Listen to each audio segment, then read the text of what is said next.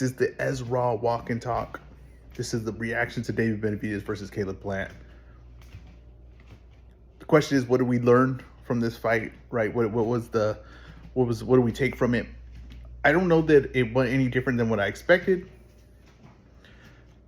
As far as what I learned from David Benavidez, I'm not sure I learned a whole lot about, as far as, what he does, or what he's capable of doing. I think it was all what I've seen before in past performances. What we did learn, though, is it did work at a high level. That's what's important, right? You got guys like Jeff Lacey, who's knocking out guys left and right at a certain level. And then when he got to the top level, he stopped being effective, right? So you could have a style or things you're good at, and they could work at a certain level. But when you get to a certain top level, they stop being effective. And that's what we showed last night. We showed last night that what David Benavidez does, what he's good at, it works at a top level. So now he's entered the talks of how high of a level can it be? Can he be the best guy at 168 pounds? Can he be one of the best fighters in the world? Can he be a pound for pound guy? He is now entered in that conversation to prove that. But I don't, as far as technically or things that he did that I was like, oh, I didn't know he could do that. No, all the things he did, I knew he could do.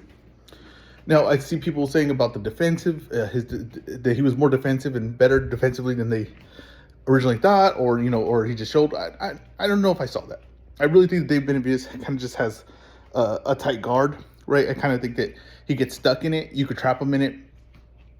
And it was effective against Plant, but it's because Plant doesn't really work well with his movement. His offense doesn't work well with his movement. So when you have top boxers, top defensive, slick boxers, what makes them so good is that their offense and their defense flow together, right? When your offense and defense flow together, that's what makes you special, right? That's I'm making you miss and I'm making you pay.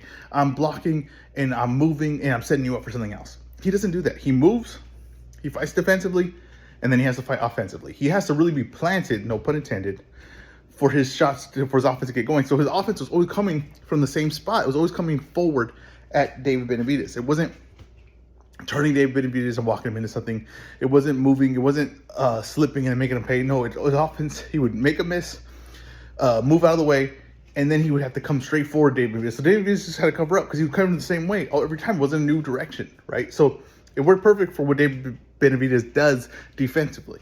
I don't think it showed me that David Benavidez is better defensively than I think. No, I still think that there's flaws and there's guys that will expose that. I still think there's flaws to David Benavidez's game.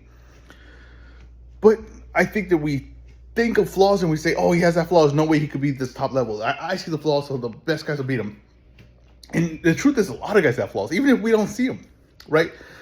Everyone has flaws, right? And some guys have major holes in their game that maybe we can't see, but a fighter will see and expose. David Benavidez has flaws in his game. I don't think his footwork's any good. I don't think he cuts off the ring. I think he still chases. I think he still follows. I still think that when he's defensive, he can't work off of it. And I think if you push him back, he'd be in a world of trouble. But the things that he's good at and the things that he can apply his game to are what can make him a special fighter. He could beat maybe even more well-rounded guys as long as you can apply your game. In boxing, all you have to do is apply what you're good at to someone else. That's all you have to do. That's the mission. If you're just good with one overhand right and you get so good at it and you apply that to someone else, right, and you find a way to land that shot, you can be the best fighter in the world. That's the thing, is that people think you need to have all these other things. Oh, well, he can't do this like this. Doesn't matter. If he's elite at just one thing, you can be the best fighter in the world.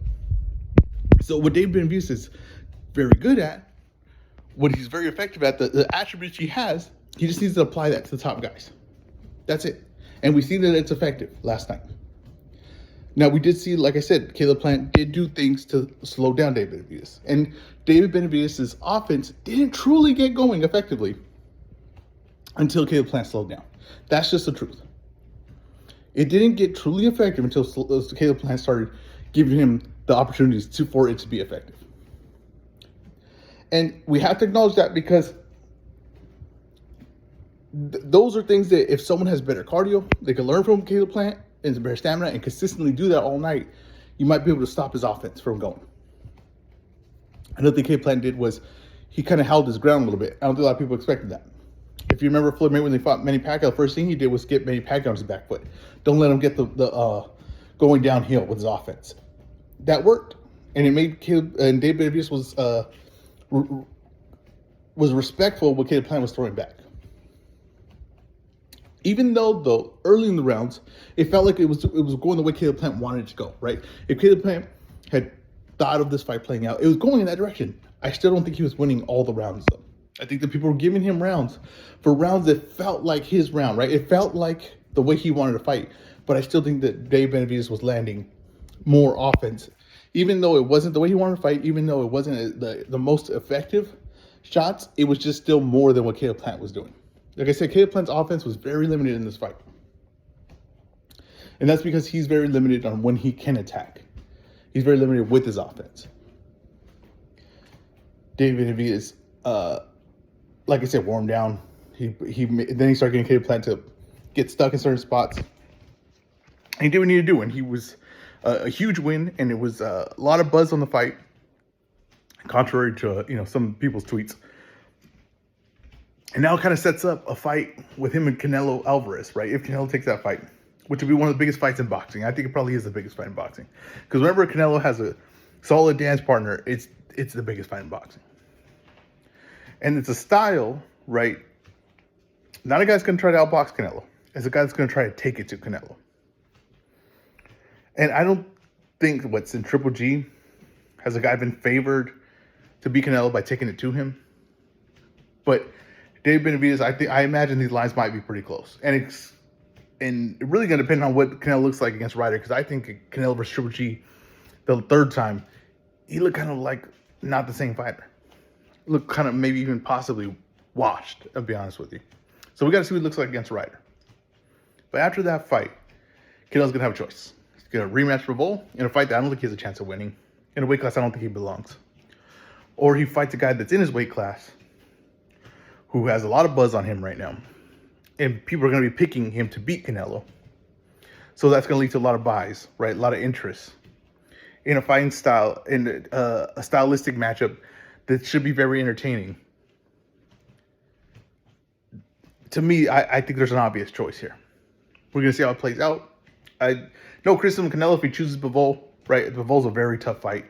It's hard to say you're dodging someone when you're fighting a fight. It's almost unwinnable for you. And I think that the Benavidez fight is winnable for him. And I don't think the Bivol fight's winnable at all. So I can't really say you're ducking someone if you're taking a fight where you can't. I don't think you have a chance of winning, because that's, by definition, a tougher fight. But I as an event person, as a person that loves boxing events, as a person that wants to see a fight that I think is very important, because I think Bivol versus Canelo, I think we all kind of saw what that is, and I don't really think it has that much importance, because I don't think people really believe that Canelo is a 175-pounder. But Canelo is a 168-pounder. And he is the top guy in that division.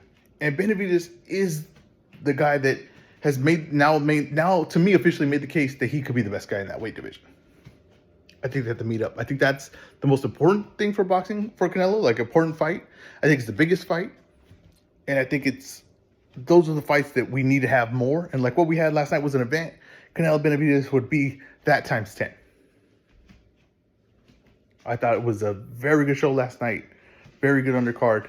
And I think that Benavidez has now officially entered the list, right, of fighters that are top level. And now you got to see him versus all the top dogs. He's finally entered the conversation and finally entered the thing where he fights all the top dogs now.